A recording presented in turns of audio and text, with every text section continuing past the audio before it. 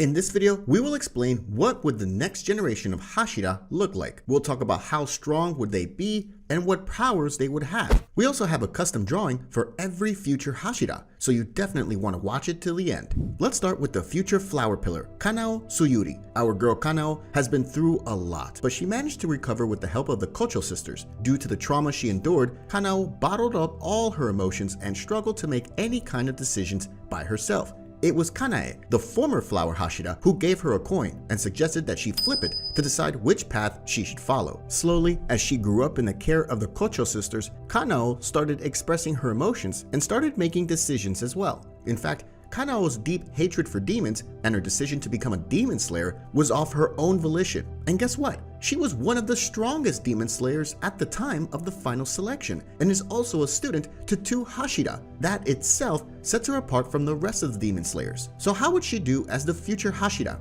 As the new flower Hashira, Kanao would share some resemblance with the Kocho sisters, as she was trained by both of them. She would possess abilities and skills that would far exceed the previous Hashira. Currently, Kanao is extremely fast, such that she can easily outspeed both Inosuke and Tanjiro, so we can only imagine how fast she would be as a Hashira. Additionally, if we talk about her skills, Kanao would be a master swordsman, much like the late flower Hashira, Kanae. However, she will surely outshine the previous Hashira, as her swordsmanship was admired by Doma as well, whom she defeated with the help of Inosuke. Moving forward, Kanao uses the flower breathing style, which she learned and mastered simply by observing the late Hashira, Kanae. Our future Hashira would be exceptional at using various forms of the breathing style, having a better grip on it than ever before. Most importantly, she would master the final form of the flower breathing style, Equinoctial Vermilion Eye, which is a technique that significantly increases the kinetic vision of the user and allowing the user to have incredible perception. However, the final form is quite dangerous and can cause blindness in the user. On the other hand, a skilled demon slayer like Kanao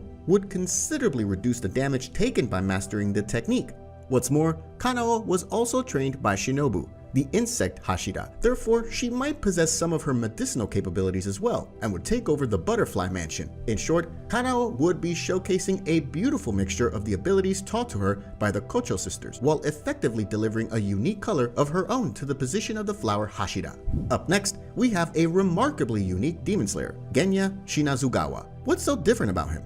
Our boy Genya had an unimaginable tragic past and belonged to a family of 9. One day, a demon killed off the Shinazugawa siblings and badly scarred Genya. Sanemi, the wind Hashira, and the older brother of Genya tried to protect him while he escaped and tried to look for a doctor. Upon coming back and witnessing Sanemi kill off their mother, who was the demon behind the killings of their siblings, Genya misunderstood the situation and thought that his brother was a murderer and assumed that his siblings were killed off by a wolf instead. The terrible event caused the Shinazugawa brothers to have a broken relationship throughout the anime. Although Genya realized his mistake and tried to get closer to his brother by becoming a demon slayer, Sanemi never acknowledged him, making him realize just how weak he was compared to others. However, Genya continued to work hard to become a Hashira and get closer to his older brother. So how powerful would Genya be as the future Hashira? Despite not being able to use a breathing technique like his fellow demon slayers, Genya managed to not only survive but kick butt with the help of the repetitive action technique taught to him by Gyome Himejima. The guy trained under the strongest Hashira of the current generation, so he's bound to be incredibly tough even though without possessing a breathing technique. Furthermore, Genya can temporarily obtain unique demonic powers depending on the demon he consumes. Do you know what that means? As a Hashira, Genya would master this technique and would practically be invincible, especially if he consumes any part of Muzan Kibutsuji. The future Hashira would be an exceptional user of the blood demon art similar to that of Nezuko's and would create several techniques of his own. As Genya can create bullets from his flesh, he could learn to create many different weapons and objects to tackle demons effectively. Additionally, Genya is an expert marksman and a master swordsman, making him an exceptional and brilliant Hashira of the next generation. Genya has set an example of his own by possessing unique abilities and honing them to the point that he could easily attack an upper moon without even being a breath user. Now that's something even the strongest demon slayers would struggle with. Let's talk about the boar-headed boy, Inosuke Hashibira. On the surface, Inosuke seems to be quite reckless and carefree, but that's far from the truth. Growing up, Inosuke has suffered from quite a few scars himself, explaining his eccentric behavior throughout the series. Inosuke's mother escaped from his abusive father and was taken in by the upper moon rank 2 demons cult.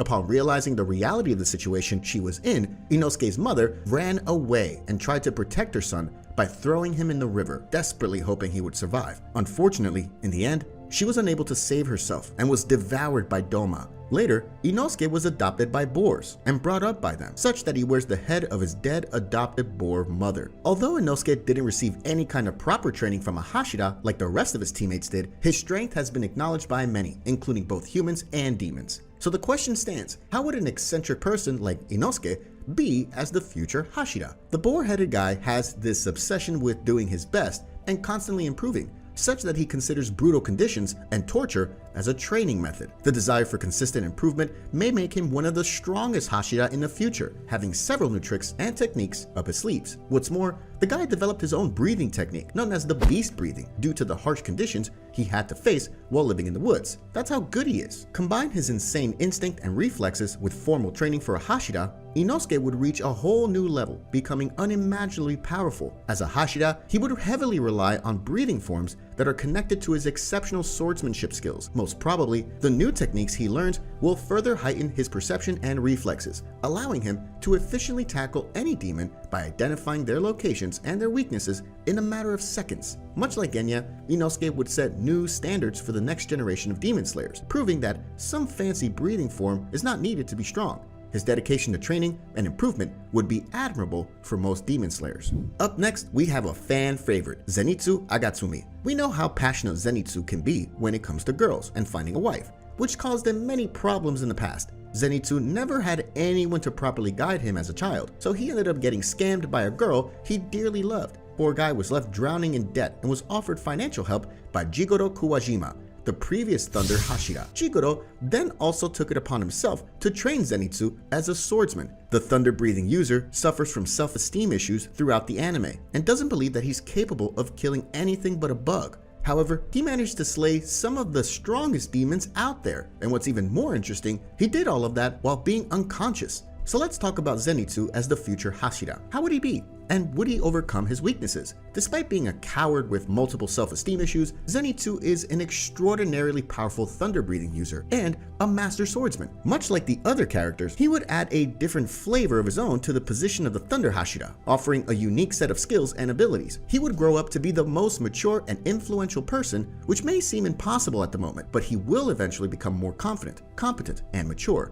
Although Zenitsu's main specialty is that he has perfectly mastered one form of the thunder breathing style, as a Hashira, he would learn the remaining forms as well. This is because Zenitsu's nerves and self-esteem issues prevent him from unleashing his full power. As he slowly grows and becomes more confident, he will have no trouble learning the remaining forms of thunder breathing and wouldn't need to fall asleep to fight any demon. What's more, with how talented Zenitsu is, he would develop various techniques linked to his heightened senses and incredible speed and reflexes. Overall, he would make a killer Thunder Hashira, and his growth would surely bring joy to all the fans. Finally, we have our main character, heart of the fandom, Tanjiro Kamado. Tanjiro had an unimaginable tough time throughout the series. Being the eldest child, he's endured a lot of hardships for his family. He was quite young when his father died, but he took it upon himself to protect his family and became the sole breadwinner for them. Tanjiro learned coal burning and sold charcoal in nearby villages and towns to earn money for his family. One day, while he was working, Tanjiro's entire family was killed by Muzan,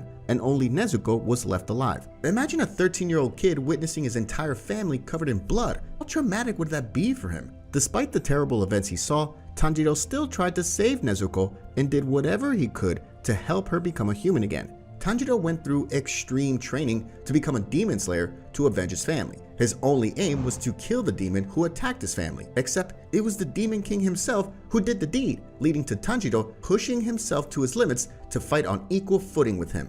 We already know how incredibly strong Tanjiro is as a demon slayer, so how would he be as the future Hashira? As the next Water Hashira or possibly the Sun Hashira, Tanjiro would probably be much stronger than the previous Hashira. Since Tanjiro has learned two different breathing styles, the water breathing and the sun breathing, he would have a large set of unique abilities by the time he becomes a Hashira. As the new Hashira, Tanjiro would share an extreme resemblance with the first breath user, Yorichi Sugikuni. He would perfectly master all the forms of Hinokami Kagura, to the point that he could manipulate 2 breathing styles to create new forms of his choice. Furthermore, Tanjiro has always been a natural talent when it comes to combat, and he possesses extraordinary senses as well, which allowed him to fight against Gyu Tomioka in the beginning. However, as a Hashira, that isn't the only attribute he would possess. Tanjiro would also set an example for the upcoming generation through his kind and empathetic nature, and also his undaunted will and spirit that allowed him to reach where he is now. Overall, Tanjiro Kamado would be an exceptional Hashira, and possibly the strongest ever. He would be admired and respected by many people around the world, and that's exactly what he deserves for being so brave and remaining unhinged through all the obstacles he faced. Click on this video where we covered the entire story of Muzan Kibutsuji. Go on, click on it. I promise, it's an excellent video.